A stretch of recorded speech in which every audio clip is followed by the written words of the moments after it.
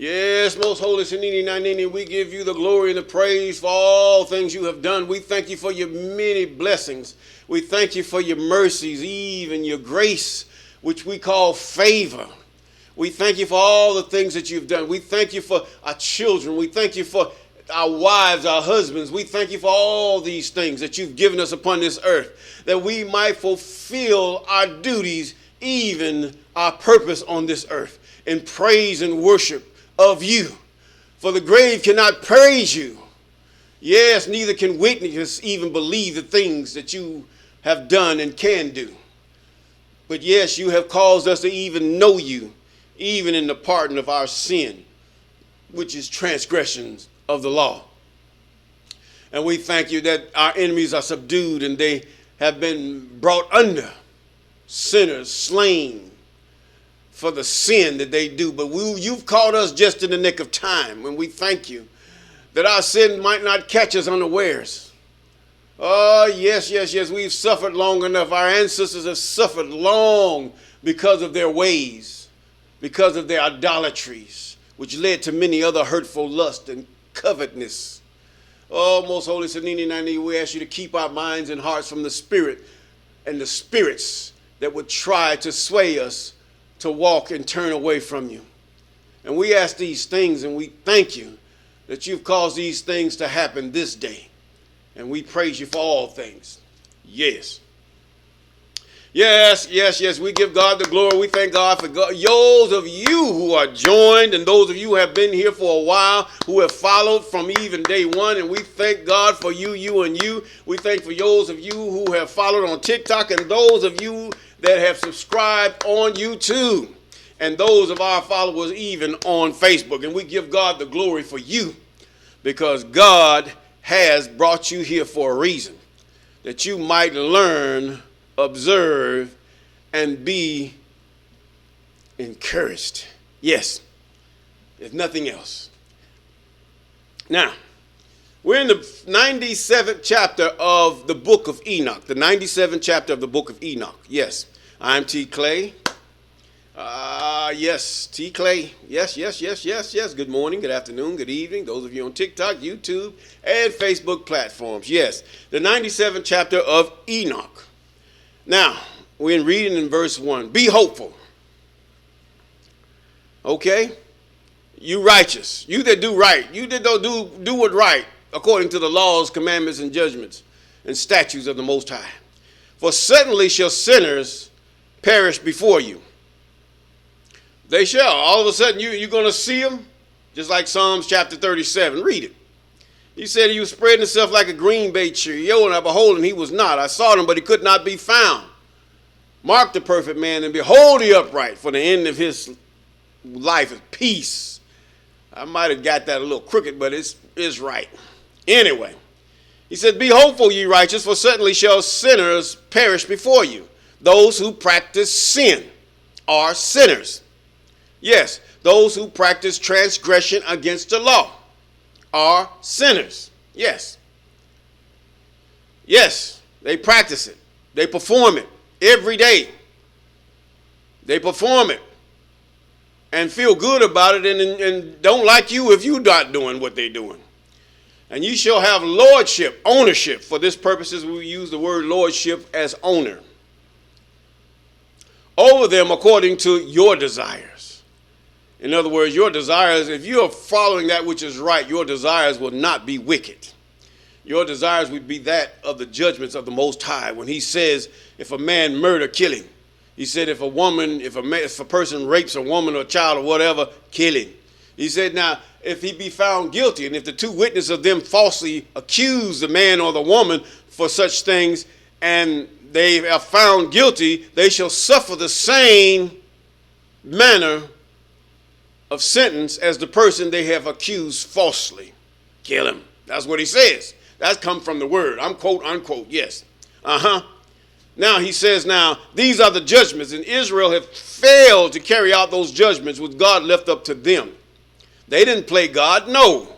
They had to do things just as our courts do today, but our courts are so unjust and so biased in many ways all over the world. And some just don't even care. They just want the position and the prestige of that position. And verse 3, in the day of tribulation, in the day of the trouble of sinners, the tribulation of sinners, he's talking about that great getting up morning where the sun and the moon going to go away. Your children shall mount and rise as eagles. Now he's talking about your children. And higher than the vultures will be your nest. He's saying you're going to be away from trouble. You're going to be lifted up. He said, ye shall ascend and enter the crevices of the earth as the vultures and the eagles and all these ones that live in the sides of the mountains. He's not talking about Petra. And clefts of the rock forever as conies before the unrighteous. In other words, while they're going through their trouble, God's going to say, come up hither. Come up hither. Come up hither. Woo. My God. Ah, said nini na nini ta ta nzambe. Yeah. We praise you and glorify you for these things. He said he's going to take you from these things when that time comes of that great trouble of the sinners and wicked and unrighteous. And the sirens shall sigh because of you and weep. These sirens are the females that have bare children, female children, and they have died. And according to the book of Enoch, they became sirens. What's a siren? I don't know and don't care to know. But either way, the fact is they shall weep because they know their judgment is drawing very near. Now, he says, now, wherefore fear not ye that ye have suffered. You suffered on earth. The righteous suffered a lot. Those of you who have done right, even in the continent of Africa, here in the United States, I mean, even the black man in the United States have suffered. And he turned the other cheek. He's backed up and forgiven when he wasn't even asked forgiveness. And these wicked and sinners, even some of them, a few of them are black too, according to what we see, that have aided in his suffering. And then the sinners, even the wicked, they only tormented you and did all these things because they could, because they knew you had no help. You were like a dog. You were like nothing. But what he says here, he says, for he said, ye shall ascend and enter to the crevices of earth in that great and notable day, and the clefts of the rock forever as the conies before the unrighteous. And the sirens shall sigh because of you and weep. Their judgment is drawing near.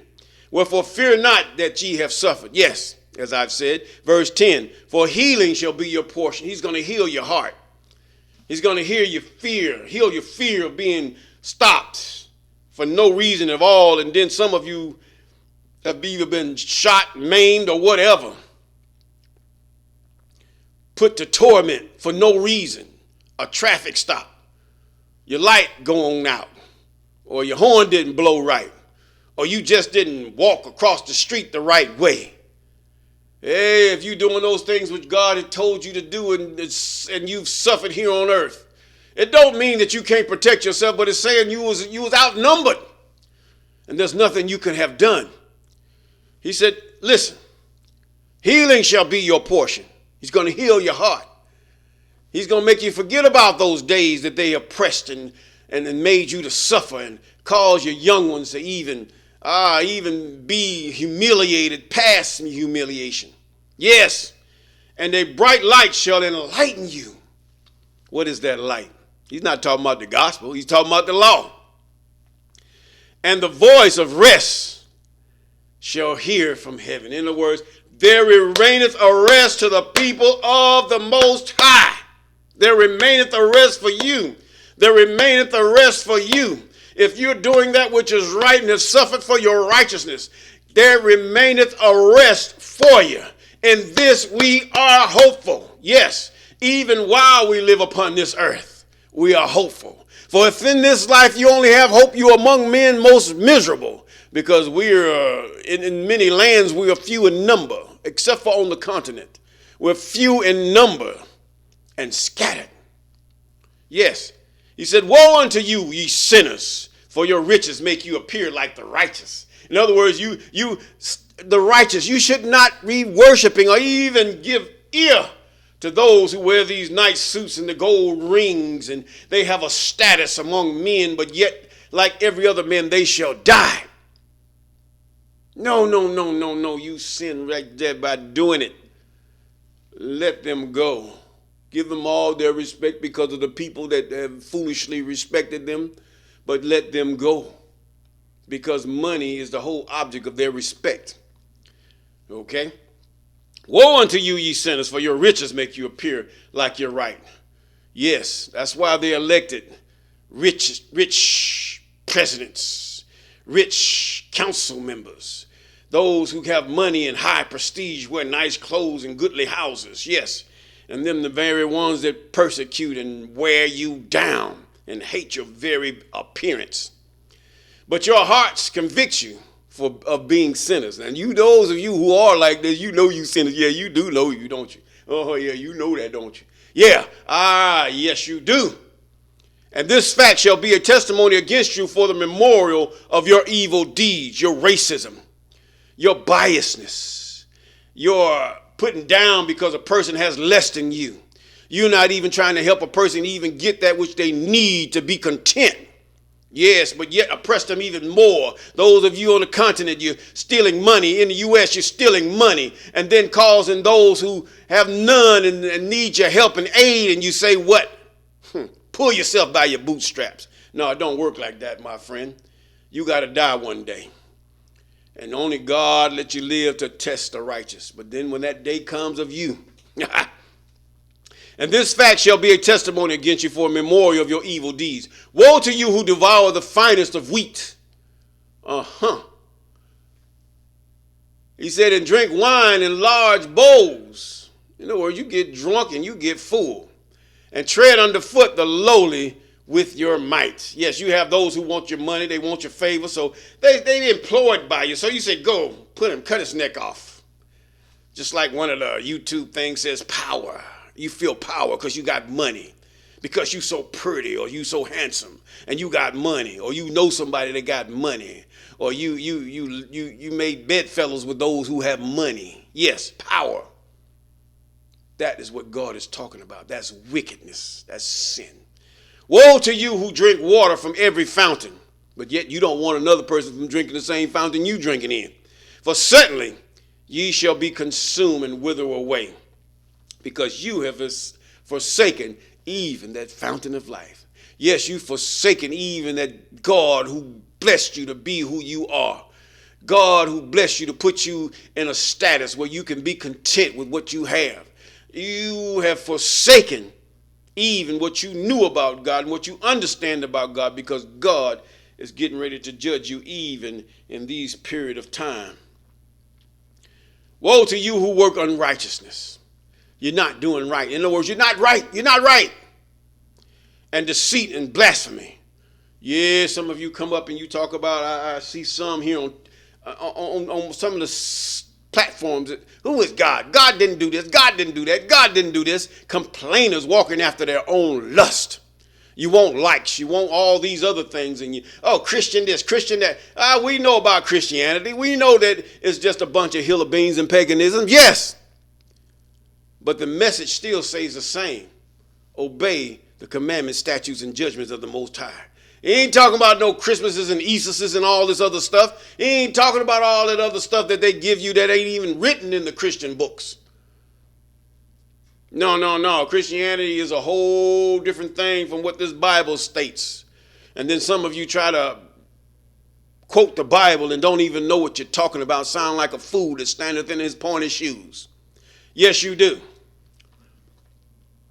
He said, woe to you, you mighty, strong, mighty man. Yes. People listen to you because they fear you're going to knock their block off. Who cares? God can just make you weak just like that. Look at the many mighty men that were strong and those who had reputations and big, but God sit up there and brought them down low in their health. Muscles failed them and everything. Your beauty sit up there and made you ugly. Yes. Who with might oppress the righteous. Yes, you go back and you want to show how big and bad you is, so you get this humble person and you take them and you mock them and you beat them and you stone them and everything else because you are mighty. For the day of your destruction is coming. He got you. All of my enemies that have done that to me, they're dead. In those days, many and good days shall come to the righteous, and in the day of your judgment. He said, in those days, what are you talking about? You look at the book of Revelation. Just start reading the book of Revelation. You're going to see every bit of what he's talking about here. This validates this book 100% approved, as my good fellow says. He says 100% approved. I don't know about them other books. They don't jive with, see, there's got to be a thread. You got the books Adam and Eve and all this other stuff. There's no thread there. Where's the thread? There's got to be a thread. Not a blood thread, not a scarlet thread as they try to manipulate your mind, but there's got to be a thread. There's got to be a connection. There's got to be a cohesion of the scripture. Now, he says, in those days, many and good days shall come to the righteous in the day of your judgment. In other words, when unrighteousness is done away with, when sin is ever no more, when we raise those things, those people that have listened to these devils goodbye, don't want to see you no more. You don't live here no more on earth, neither even in the heavens, nor in the spirit. Yes, then we can sit up there and say, all praises to our Most High. Glory, glory, glory be to your name. We can raise our hands in glory and not even worry about who looking at us funny or who jealous because our husband is handsome and our wife is pretty and our children are strong and healthy. Yes, and we have a house that sits upon a hill and gold that sits upon the table, and no unrighteous person with covetousness, evil desires toward what we have would ever come near us, because everyone will have even that or the same. Hallelujah. We give God the glory, for there's a hope.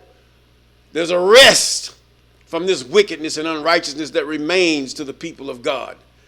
Yes, those poor, you can say, I can be no poor. I'm not going to be poor no more. I'm not going to be I'm lacking, wondering where I'm going to eat and where I'm going to sleep. Oh, God got your back. God got your back. You just keep those commandments, statutes, and judgments of the Most High. He got your back. And with that, I'm going to say, to the righteous, peace.